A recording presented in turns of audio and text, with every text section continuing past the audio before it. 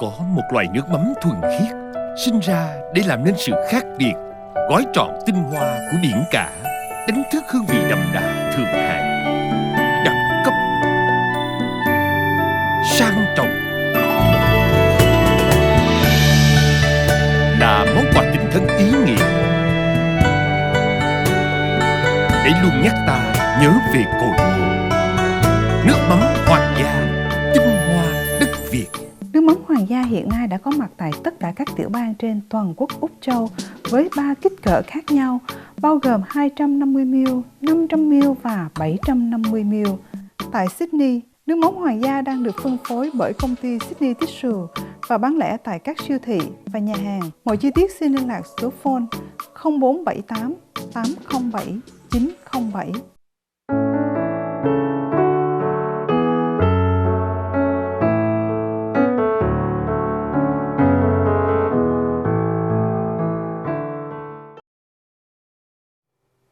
Nguyên Khang xin kính chào quý khán thính giả của Viet TV Australia. Xin kính chào mừng quý vị đến với chương trình Cà phê thứ Bảy. Và như tuần vừa rồi, Khang có hứa với quý vị là hôm nay Khang sẽ có một chương trình đặc biệt cho quý vị. Và chương trình đặc biệt hôm nay đó là Khang mời đến phòng thu của Viet TV Australia cô Shira Seven. Cô là tác giả của quyển sách mới nhất, đó là quyển sách nói về những người Việt tị nạn mà đi vượt biên bằng đường biển trong những năm gần đây. Thì số phận của những người này như thế nào và cuộc sống của họ bây giờ ra sao, thì tất cả nó được thể hiện và trình bày trong cái cuốn sách của cô. Và trong dịp hôm nay thì Khang có dịp rất là hân hạnh được mời cô đến phòng thu của Viet TV Australia để chia sẻ với quý vị cũng như là giới thiệu quý vị về quyển sách của cô. Welcome to our show. Thank you. Thank you very much. It's wonderful to be here. We will talk and after you talk and then I'll translate to our audience. Okay? Sure. Khang cũng vừa chào cô Shira Seven. Thì cô Shira Seven hiện nay là một cái nhà hoạt động về nhân quyền, cũng như cô đang hiện là giảng viên của trường đại học UTS về môn luật di trú. Và cô cũng là một người hoạt động rất là tích cực để mà bảo vệ cái quyền lợi của những người di cư, gọi là di cư bất hợp pháp. Và hiện nay có một số người vẫn còn ở trong những cái trại tị nạn ở Villawood, Sydney. Thì trong suốt những năm vừa rồi Khang trò chuyện với cô thì Khang biết được là cô hoạt động liên tục để mà hỗ trợ những người này về pháp lý cũng như về đấu tranh cho quyền lợi của họ. Cô cũng vừa xuất bản cái quyển sách mang cái tên là những người Việt vượt biên bằng đường biển. Thì hôm nay Khang cũng muốn nhờ cô để giới thiệu cho quý vị đến quyển sách này. So, Shira, you just finished your book about Vietnam modern day black people. Yes. So can you just talk to the audience quickly about this one? Yeah.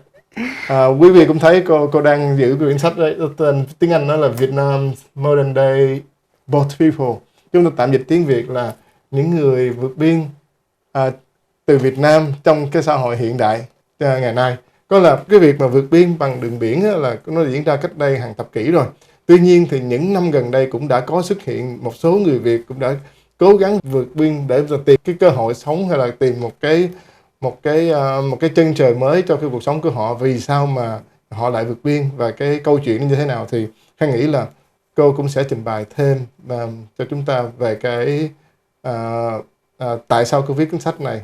You know, because recently when I read the news, I know that there are a few or many people come from South Asia or South Asia to Australia illegally. I would say illegally. But why Vietnam? Why you choose Vietnam? Well, first of all, when you say they come illegally, everyone should be free to seek asylum. Yes. Like, it's not a crime to seek asylum. Mm-hmm. And according to the Refugee Convention and the Declaration of Human Rights, which Australia is a signatory to, we should not be judging the way a person comes to the country if they are a genuine refugee in need of protection. So that was the first point I wanted to make. But the second reason, why Vietnam, I just read a newspaper article one Saturday morning in July 2016, and I didn't even know that people were still trying to escape Vietnam by boat to Australia. So I got the shock of my life reading this article, and This is not the article, but the Australian newspaper was the newspaper that I was reading. And just this last weekend, the Australian ran this piece in the week book section, and it showed the very photo that I saw in the Australian that day. And so this photo is Trantitan Loan, excuse my pronunciation, and her 4 children, who were then aged 4 to 16. And together with her husband, they had tried to escape Vietnam by boat. In 2015, March 2015, there were 46 Vietnamese asylum seekers on that boat. It was their own fishing boat. And they were discovered in the middle of the ocean and transferred to an Australian ship, kept at sea for a month, and subjected to what Australia calls enhanced screening. So that's when 2 officials ask you a series of very simple questions. Who are you? Where are you from? Why are you claiming protection? Questions like that.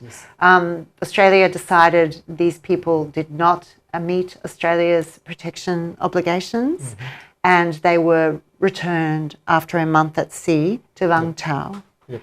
Australia said that when they were returned, nothing would happen to them. It had the assurance from the Vietnamese government that nothing would happen to them. That, of course, proved not to be the case. So what happened when this photo was taken was that Trantitan Loan's husband had already been sentenced to 2 years jail. She had been sentenced to 3 years jail. She had appealed the sentence because she was the sole carer of 4 children and had lost her main breadwinner, the family's breadwinner. He was a fisherman. And so she had just lost her appeal. And that was when the Australian ran the piece. And it was headlined, "Children to be sent to an orphanage." And that was because no one in their extended family could afford to look after them. So I was absolutely shocked. And that was the first I'd read. So it didn't have to be Vietnam. I just felt as an Australian that our government had not behaved correctly. I felt that we hadn't given them a fair hearing. I really didn't know their story at that time at all. And I just reacted. And who knew where that would take me 6 years later. So that's how it was Vietnam. Thì đầu tiên đó là cô cũng khi mà Khang dùng từ mà di cư đến Úc bất hợp pháp đó, theo những cái lời theo từ ngữ của truyền thông Úc á, thì cô cũng không đồng ý với từ bất hợp pháp, và cô nói là con người chúng ta có cái quyền di cư, có quyền chọn cái nơi ở của chúng ta khi chúng ta không hài lòng với chỗ ở, chúng ta có thể dời đi nơi khác. Cái điều này không phải là một tội phạm, cái điều này là hợp pháp. Tuy nhiên thì cho nên là cô không có đồng ý khi mà chúng ta dùng cái từ là di cư bất hợp pháp. Trở lại với cái câu chuyện vì sao mà cô chọn Việt Nam, bởi vì có rất nhiều nước, có rất nhiều người đến từ nhiều quốc gia mà quốc gia ở khu vực Đông Nam Á và cái quốc gia láng giềng của Úc á, thì họ chọn đi bằng cái đường biển. Có rất nhiều nước, có thể là Sri Lanka, có thể là Bangladesh, có thể là Cambodia, nhưng mà cô chọn Việt Nam là bởi vì một cách rất là tình cờ, một ngày đó cô đọc trong cái tờ The Australia, trong đó có cái bức hình đó là có người mẹ và những cái trẻ em, mà cô được biết là những cái người này họ cố gắng vượt biên đến Úc. Khi mà Úc không có phỏng vấn họ và từ chối cấp cái quyền gọi là cái quyền của những người tạm gọi là Refugee ấy, thì khi mà chính phủ Úc không có cấp cho họ cái quyền đó và trả theo chính sách vào thời điểm đó là bảo vệ biên giới đó, là trả họ về Việt Nam, thì khi chính phủ trả Việt Nam thì có yêu cầu chính phủ Việt Nam cam kết là sẽ không có bắt bớ những người này, không có tù đày những người này, mà cũng không có được tra tấn những người này hoặc là đối xử tệ với người này, mà tìm kiếm cho họ công việc để họ tái hòa nhập vào cuộc sống. Tuy nhiên thì những lời hứa này không có thực hiện, thì chính phủ Việt Nam lại kết tù những người này, và nếu như kết tù thì những đứa trẻ, con của những người này thì lại bị đưa vào những trẻ mồ côi. Thì với cái sự xúc động hay là với một cái lòng trắc ẩn của một người Úc thôi, của Úc thông thường thôi, thì nó thôi thúc cậu hành động, và cậu phải đi tìm hiểu cái chuyện gì xảy ra và cậu có thể can thiệp được cái gì không. Thì đó là cái xuất phát từ cái câu chuyện là vì sao mà cô chọn Việt Nam. Thì nó trở lại một cách rất tình cờ thôi, cô đọc bài báo và cô thấy xúc động trước cái tình cảnh đó, và cô muốn hành động, cô muốn bắt tay vào để có thể giúp đỡ được nhiều người, đặc biệt là những người mà những cái gia đình mà bị kết án tù mà con phải đi vào trại trẻ mồ côi. I just started reading your book, the first two chapters. Yeah, but I will say thank you for your great work. Thank you for your all hard work. And talking about asylum seeker. Yes. What happening? What failed here when the Australian government doesn't recognize them as a refugee, return them back to their original country. In the middle of the ocean. Yep. So that policy, there are some problems in that policy, right? Number one. Number two is that the Vietnamese government didn't keep their promise not to imprison all these fleeing people, right? So do you think that they remain two problems causing the threat for these families? That's an excellent question. Two excellent questions. First of all, Australia still has that policy. Yep. So it's still the case that since Kevin Rudd was Prime Minister, he made a very infamous statement on the 19th of July 2013, where he said no one who comes here by boat will ever be settled as a refugee in Australia. Wow. So that is the announcement, and that is still the case. Yep. So no one must get on a boat. I highly am against anyone trying to get on a boat to try to come to Australia. That is not my aim, to encourage people. Yeah. I'm sorry, that was in 2013? Yes, okay. 19th of July 2013. 19th of July, yeah. But that is still the case. Yep. So that's the first point. So what happens is if you try to come here by boat, you will be returned. Yep. If it's safe to do so, that's what they say, it will be a boat take back or a boat turn back. If your boat is seaworthy enough, they'll just turn it around. Yes. If your boat is not seaworthy, they'll transfer you to another boat or they'll fly you back. Yep. And at the moment, Australia has offshore processing. So we are currently sending people to Nauru, Yes. which is a separate country, Yes. and Nauru is free to assess asylum seekers to determine whether they meet Nauru's refugee requirements. Yes. But, for example, we've had recent arrivals on the Western Australia coast. I don't know if you've seen in the last month. Okay. Gentlemen from Pakistan, India. So those people were removed to Nauru. And since then, some have been sent elsewhere or back to their countries. Yeah.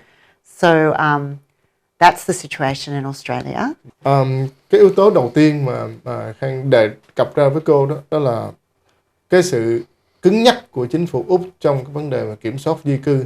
Đầu tiên đó thì cô cũng nhắc lại, đó là vào ngày 19 tháng 7 năm 2013, khi Kevin Rudd là thủ tướng thời điểm đó, thì ông có đưa ra một cái thông điệp rất là mạnh mẽ đối với đối với các quốc gia láng giềng, và cũng như đối với những người mà gọi là vượt biên, hay là với những cái tổ chức tội phạm mà đưa người đi vượt biên. Thì cái thông điệp đó là nếu như những người đi vượt biên mà đến Úc bằng thuyền thì họ sẽ không bao giờ được công nhận là người tị nạn và sẽ không bao giờ được nhập cảnh vào Úc. Thì với cái thông điệp này thì tất cả chính phủ Úc vào thời điểm đó thực hiện cái chính sách là nếu như họ bắt được những cái thuyền mà đi vào Úc á, thì họ sẽ buộc lòng là quay các cái phương tiện này hay là hộ tống các phương tiện này về các quốc gia nơi họ xuất phát. Thì cái chính sách này đến bây giờ nó vẫn còn có hiệu lực.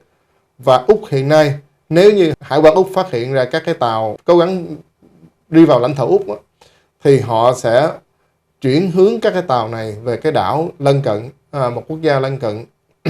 Thì các quốc gia lân cận này, ở đây chính phủ Úc sẽ thành lập các cái trung tâm để mà trung tâm xét hỏi và xử lý, cũng như là giam giữ những người này ở đây để gọi là tìm cái quy chế tị nạn cho họ, chứ không có coi như là cho họ vào lãnh thổ Úc. Yeah. So the second question about Vietnam, the government. Yes. So it was the family's understanding that they were given this assurance, Yes. and it was the Australian government's understanding that they were given this assurance. Yes. Now, the Vietnamese authorities never acknowledged having given that assurance. Yes. Okay. So the only thing I've read is one of the judges in the hearing in Vietnam, one of the hearings, said this assurance was never given. So I can't really comment on whether or not it was honestly given. All I can say is that that was the understanding of the families and the Australian government. But I question whether the Australian government could keep believing this when so many boatloads have tried to come. So there were 3 boatloads of Vietnamese asylum seekers in 2015. I told you March, June, and then, or July, and then the following year, 2016, there was another one in the middle of the year. And even maybe I think it was 2018, 2019, there was another one. I don't know if you remember, where a whole boatload of Vietnamese ended up in the Daintree forest in the middle of crocodile-infested water. And they were all removed and sent back to Vietnam, and we don't know what happened to them.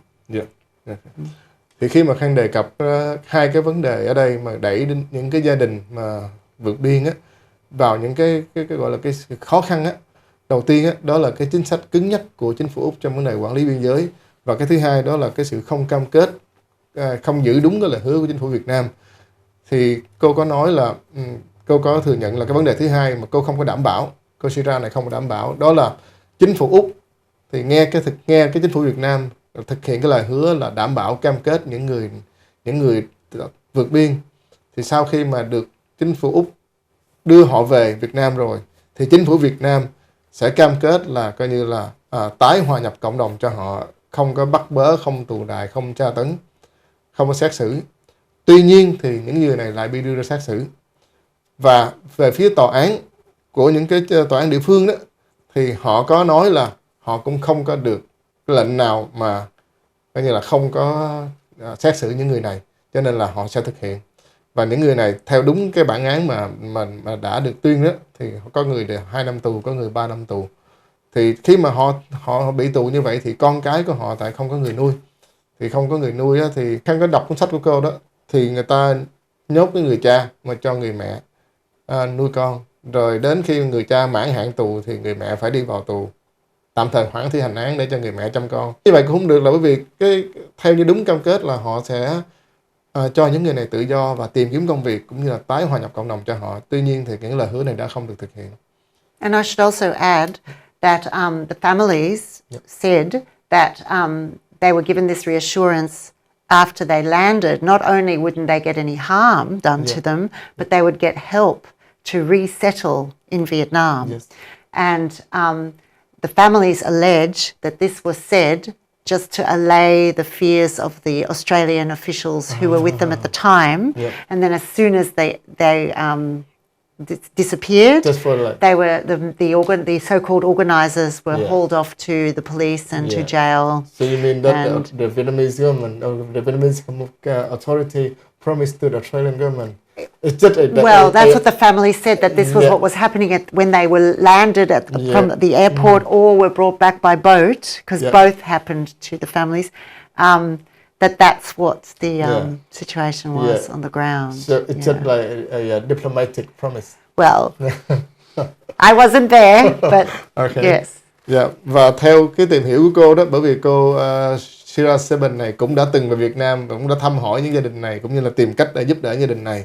Thì theo như phản ảnh của những gia đình này đó, thì những cái lời hứa của các quan chức Việt Nam mà khi mà đưa họ về Việt Nam đó, thì họ có hứa với chính phủ Úc là sẽ tìm kiếm công việc cũng như là tái hòa nhập cộng đồng cho những người này. Tuy nhiên thì cái lời hứa đó cũng chỉ là những lời hứa gọi là về mặt ngoại giao thôi. Sau đó thì mọi câu chuyện nó lại khác hẳn, và đó là một trong những cái nguyên nhân mà đẩy những gia đình này đi vào khó khăn. And so for the long term, do you think what make people feel, got the right to, to freely find that destination to live? Yes, it's a very difficult question because we have millions of refugees around the world. And do you know how many refugees get resettled by the United Nations every year? 1%. Oh my God. By the United Nations. So obviously we can't all depend on the United Nations to help every refugee So I believe that Australia can't possibly accept every single person who comes claiming protection. But I do believe that every human being should be treated with respect. And we do need to listen to a person's story and see what can be done, if anything, to help them. Now, in the case of these Vietnamese families, they were rejected by Australia, but they were all found to be genuine refugees by the United Nations, the UNHCR. They found them to be refugees in Indonesia because these families escaped a second time and ended up in Indonesia. It's a very fascinating, unbelievable story. It could be a movie. Where are they now? Now they're in Canada. Yes. Because we worked very hard and we got them all resettled in Canada, but not through the United Nations. I have had a lot of help. This is what I'm trying to convey, a message of hope and how anyone can help another human being. Like, it doesn't cost much money. You don't have to spend a lot of money, but you do need to give time and love. So, but I think we are all human beings and we share this common humanity. And so for me, when I see an injustice, I want to make it right if I can. And I can't. My family always tells me, Shira, you can't save the whole world. And I can't. But I feel everyone's pain and I want to do what I can where I can. And in this case, I was very ashamed of our Australian government. Khang có hỏi cô Shira là cái giải pháp dài hạn để cho những cái người gọi là tị nạn như thế nào, và làm sao để chúng ta giảm bớt cái người tị nạn, và cũng như là làm sao chúng ta đảm bảo được cái quyền tự do di cư của mọi người. Thì cô có nói là đó là một câu hỏi rất là khó và rất là mất thời gian để mà giải quyết, là bởi vì hàng năm trên thế giới có hàng triệu người di cư, hàng triệu người phải đi tìm cái thay đổi chỗ ở của mình, thì chỉ có khoảng 1% là được Liên Hiệp Quốc giải quyết, chỉ có 1% là được công nhận cái quy chế là những người tị nạn thôi. Thì thế giới này cũng đang đau đầu về vấn đề này. Và đối với nước Úc chúng ta thì chúng ta cũng không thể nào mà nhận hết những cái số người di cư. Và cô cũng cảm thấy xấu hổ, cho nước Úc với tư cách là một công dân Úc. Và việc cậu làm đó là cậu cũng có thể giúp đỡ mọi người hết sức cậu có thể thôi. Những người mà cậu đã giúp thì hiện nay đó thì sau khi mà họ về Việt Nam, họ không có tái hòa nhập được cộng đồng và họ bị những cái tù đày hay là bắt bớ đó, thì họ tìm cách được vượt biên nữa. Thì rất là may là cái lần được vượt biên lần sau đó thì họ được Indonesia tạm giữ lại và gọi là xin cái quy chế tị nạn. Và sau đó thì chính phủ Canada đã chấp nhận những người này định cư ở Canada. Và hiện nay những người này cũng đã định cư Canada rồi. Đấy, thì cái thông điệp của cô muốn gửi đến đó là những công việc này đôi khi nó không phải mất quá nhiều tiền. Và cậu may mắn là sau khi cô kêu gọi thì có rất nhiều sự hỗ trợ từ cộng đồng người Việt ở Mỹ, ở Canada. Có rất nhiều người hỗ trợ cô và tìm cách là hỗ trợ các gia đình này. Thì hiện nay thì những gia đình này cũng đã được định cư ở Canada rồi. Thì cái thông điệp cô muốn gửi đến đó, đôi khi chúng ta không cần thiết phải quá nhiều tiền, nhưng mà cái mà chúng ta cần đây là tình yêu. Cái mà chúng ta cần là thời gian để dành cho những người này, để mà tìm kiếm, coi như là hỗ trợ họ, cho họ có được một cái cơ hội hay là một cái con đường sống mới tốt hơn những gì mà họ đã từng trải qua.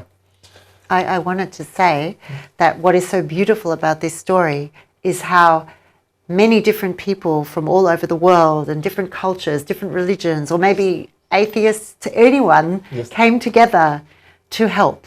And that's what's so beautiful about this. And the fact that I owe a debt of gratitude to so many people who helped. And I do want to pay tribute a little to a few people, if I can, because I wanted to explain that from the very beginning, because I don't speak Vietnamese, I had the amazing help of the late Anne. Her name was Anne, but I knew her as Ni Nhok Win, and she came out of the internet and said, I will help you, I will translate for you. And the book is dedicated to her memory. She sadly passed away during our years working together. Yes. But she was the inspiration for the book. She's the one who said, this could be a book, it could even be a movie. But she inspired me to write it, and the book is dedicated to her. I want to pay tribute to Grace Bui, who is an amazing advocate, refugee advocate, who has been, she's from Vietnam, grew up in America, and came to work with the Montagnard people in Thailand for 9 years.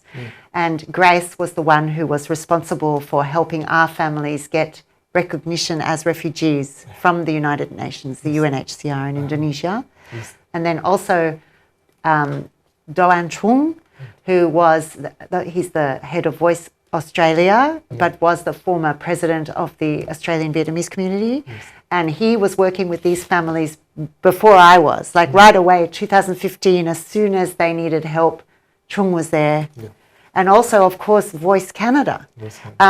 because I was saying we cannot rely on the UNHCR to do it all on its own. Yeah. We must help. So Voice Canada privately sponsors. Yeah. It's beautiful how they help Yeah. people come as refugees to Canada, and the way they themselves were helped many years ago. Okay. So many stories. The Queensland Vietnamese community, Yes. who were so generous and raised so much money to help our families resettle in Canada. Thì cô nói là cô phải nói là rất là biết ơn rất nhiều người Việt ở rất nhiều nơi trên thế giới, không có phân biệt là tuổi tác hay là giới tính hay là tôn giáo, là sẵn lòng hỗ trợ cô khi biết cô thực hiện những cái công việc giúp đỡ những người Việt mà tị nạn này. Thì cô cũng nói là cô cảm thấy thật sự là biết ơn, và một trong những cái người mà thúc đẩy cô viết cuốn sách này, mà những người cộng tác với cô đắc lực nhất đó là cô, tiếng Anh là Anne, mà tiếng Việt chúng ta dịch là Nguyễn Ngọc Nhi. Thì cô Nhi này là tình nguyện để mà đi thông dịch cho cô, bởi vì cô Sira cũng đã từng đi Việt Nam, đã từng đi rất nhiều nước, đi Indonesia, đi Canada để mà kết nối, để mà làm việc, để mà tìm cách kiếm hỗ trợ những cái gia đình này. Thì cô Nhi này đã tình nguyện đi theo thông dịch cũng như là hỗ trợ cho cô Sira. Nhưng mà thật là không may là trong cái thời gian mà cô viết sách này thì cô Nhi này qua đời vì ung thư. Thì quyển sách này trong cái phần mở đề đó thì cô cũng coi như là dành tặng cho cô Nguyễn Ngọc Nhi này. Ngoài ra thì cũng có cô Grace là sinh ra ở Việt Nam nhưng mà lớn lên ở Mỹ. Và đây cũng là cái người mà là tình nguyện đi về Thái Lan để sinh sống, để hỗ trợ, bởi vì có rất nhiều người Việt cố gắng vượt biên và qua Thái Lan thì những người này lại không có được quy chế tị nạn, và họ phải đang sống ở một gọi là di trú bất hợp pháp tại Thái Lan, thành một cái cộng đồng luôn. Thì những người này lại không được chính phủ Thái Lan hỗ trợ hay là coi như là cấp cái quy chế về tị nạn, cho nên nó vẫn còn kẹt ở đó. Thì cô Nhi này vẫn đang coi như là thực hiện công việc của mình một cách thiện nguyện và coi như là miễn phí, coi như là sinh sống ở đó, chấp nhận sinh sống ở đó để hỗ trợ. Và cô cũng cảm ơn đến anh Đoàn Việt Trung. Anh Đoàn Việt Trung trước đây là chủ tịch của cộng đồng người Việt của liên bang ở Úc chúng ta. Thì anh Đoàn Việt Trung là người chủ động liên lạc với những cái gia đình này và kết nối cô Sira này với tất cả các gia đình này để mà tìm kiếm cái phương án để hỗ trợ cho những người này, để mà xin cái quy chế tị nạn. Trong cái lần thứ hai những người này vượt biên ở Indonesia thì bằng rất nhiều cách, rất nhiều hình thức tác động, thì anh Trung và cô Sira này cũng đã giúp cho những cái người này có được cái quy chế tị nạn, và đó là cái bước mà cần thiết để chính phủ Canada nhận những người này coi như là định cư tại Canada. Ngoài ra thì cô cũng cảm ơn rất nhiều người, cảm ơn rất nhiều cái hội đoàn cũng như là các cái, đặc biệt là Voice Canada, cũng như là các cái tổ chức, các cái cộng đồng người Việt của chúng ta tại các tiểu bang ở Úc. Đấy thì cô cũng cảm thấy là rất là vui, là bởi vì có rất nhiều người sẵn sàng hỗ trợ cô. And the Queensland Vietnamese community with Dr. Quang Bui. Yeah, Yes. They và donated so much money, raised so much money to support us, to help Yeah. the families resettle in Canada. và cậu cũng nhắc đến một người nữa là bác sĩ Cường của chủ tịch cộng đồng của người Việt tại Queensland, là người đã đóng góp và hỗ trợ rất nhiều tài chính cũng như là công sức cho cái cuộc đấu tranh, cho cái như là tìm kiếm cái con đường hỗ trợ cho những người Việt mà tị nạn tại Indonesia mà đã được định cư tại Canada. But the biggest thanks I want to give to two people. I want to, well, Grace, of course, but I want to say also to Mai Hoa Pham, who is a journalist at SBS. Yes. And Mai and I are inseparable. And Mai is actually in the middle of translating the book into Yes. Vietnamese. Right. And it's going to be published next year by an amazing publishing company in America, Quillhawk Publishing. Yes. In April 2025. So that'll be the Vietnamese version. Okay, yeah. Và một người nữa cô muốn cảm ơn, đó là cô Mai Hoa của đài SBS, là cái người đã giúp cô thực hiện rất nhiều cái việc thông dịch. Và cô Mai Hoa hiện nay là cũng còn đang dở dang công việc là dịch cái quyển sách này qua tiếng Việt. Vào tháng 4 năm 2025 thì chúng ta sẽ có quyển sách này bằng tiếng Việt. And then the biggest thanks to the human rights lawyer, Voan Don. Yes. So, excuse my pronunciation. So I call him Mr. Vo. Yes. So we go back to 2016. He was the first person I reached out to when I read the newspaper article. Yes. And he and I have been working together ever since. Yeah. When I helped the first family, Tranti Tan Loan's family, Mr. Vo sent me another family, Tranti Lua, and then another family, and another family, and another family. So I ended up with 5 families. And then I visited with him. I was honored to meet him in person in 2022. Yes.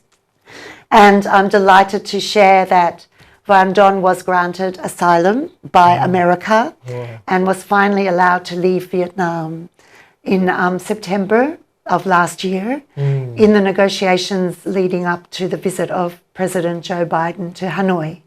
He was one of 4 people released. Yeah, okay. Yeah. Và một người nữa cô cũng rất là muốn gửi lời cảm ơn sâu sắc và chân thành, đó là luật sư Võ An Đôn, người mà cô đã gặp vào năm 2016 khi mà cô Sira đến Việt Nam để tìm hiểu giúp gia đình của các gia đình vượt biên là cô Trần Thị Thanh Loan. Thì sau đó thì với cái sự giúp đỡ của luật sư Võ An Đôn thì luật sư Võ An Đôn cũng đã giới thiệu thêm những gia đình khác là gia đình của Trần Thị Lụa và thêm 5 gia đình nữa. Tất cả là 5 gia đình này thì hiện nay là cũng đã có được định cư tại Canada. Và đặc biệt hơn nữa đó là chính bản thân luật sư Võ An Đôn thì sau khi gặp những khó khăn về cuộc sống tại Việt Nam thì cũng đã có được cái quy chế tị nạn tại Mỹ. Tuy nhiên thì phải đợi đến năm 2022 thì trong cái chuyến thăm của Tổng thống Joe Biden đến Việt Nam thì hai chính phủ cũng đã có những cái sự nhượng bộ và thống nhất với nhau là sẽ cho cái luật sư Võ An Đôn này là một trong 4 người mà chính phủ Việt Nam thả ra để được định cư tại Mỹ. And I also wanted to say that we launched the book in Sydney just recently, and we're going to hold a launch in Melbourne on the 19th of May. Anyone is invited to come if they would like to come to that launch. To the 19th of May? Yes, in Melbourne on the afternoon. In Melbourne, I can give you the details. And then also we're hoping to launch in Canada with our families and Voan Don and Voice Canada in September. And maybe in the United States if I can. Và cô cũng rất là vui mừng thông báo là cái quyển sách của cô cũng sẽ được coi như là giới thiệu đến độc giả của Melbourne vào ngày 19 tháng 5 tại Melbourne. Thì cái địa chỉ thì Khang cũng sẽ cung cấp cho quý vị trên màn hình. Và cô cũng rất hy vọng là cô cũng có thể kết hợp với Voice Canada để mà tổ chức một cái buổi lễ ra mắt cũng như là giới thiệu đến những cái gia đình này đến khán thính giả tại Canada. Và cậu cũng hy vọng là sẽ có một cái cơ hội đó để giới thiệu quyển sách này cho độc giả tại Mỹ. Just one more question. Yes. Do you think when the Canadian government accept those refugees, I would say Vietnamese refugees, Is that a slap in the face into Australian government?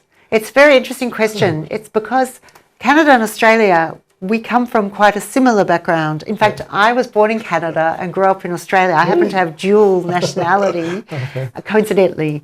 The background's similar, but we took two very different paths. So Canada, after not being very generous, we have to say, in the 40s, 50s, Canada was not generous towards refugees. Yes. But in the late 70s, everything changed with what happened with the Vietnam War. Yes. And Canada decided to create a private sponsorship program for refugees. And it has resettled hundreds of thousands of refugees since the late 70s. So Canada went down a very generous path. And in Canada, 5 citizens or permanent residents can get together and they can sponsor a refugee of their choice. They can choose a family member and they can, because it's not a burden to the Canadian government. And these refugees are recognised refugees. So they go through the whole process offshore. Yes. And they're very carefully vetted. And then when they arrive, I had the honour of being behind the scenes with Trenty Tan Loan. I went to Canada with the very first family I started to help. I had the honour to see them become permanent residents as soon as they landed at Toronto Airport. It was beautiful. And now they're going to be citizens in a few years. Australia has not taken that path. While we have lately, I have to say, we are now we have a pilot program in private sponsorship. It's still very small, and we still can't nominate our own person to sponsor. It's chosen for us, and they all have to be recognised by the United Nations, like Canada. But this is a new program in Australia, whereas Canada's has been going for over 40 years. Khang có hỏi cô một cái câu hỏi, đó là chính phủ Canada thì đã coi như là chấp nhận những người mà vượt biên này, những người tị nạn này vào định cư Canada. Vậy thì đó có phải là cái tát vào mặt chính phủ Úc hay không? Bởi vì chính phủ Úc đã từ chối họ. Đầu tiên là từ chối không có công nhận họ là những người tị nạn và coi như là chấp nhận tốn kém để mà quay họ về cái quốc gia gốc của họ. Thì cô cũng giải thích là trước đây đó thì chính phủ Canada rất là nghiêm khắc trong vấn đề mà nhập những người tị nạn. Họ không có rộng lượng. Mặc dù là cô là người là sinh ra ở Canada và lớn lên ở Úc, là có sự tương đồng giữa Canada và Úc trong cái dòng máu của cô. Tuy nhiên thì cô thấy là hai cái cách hoạt động của hai chính phủ rất là khác nhau. Thì Canada vào những năm 70 đó thì họ mở rộng chính sách này hơn sau cuộc chiến của Việt Nam. Thì họ chấp nhận nhiều người tị nạn hơn và hàng trăm ngàn người tị nạn cũng đã được định cư tại Canada rồi.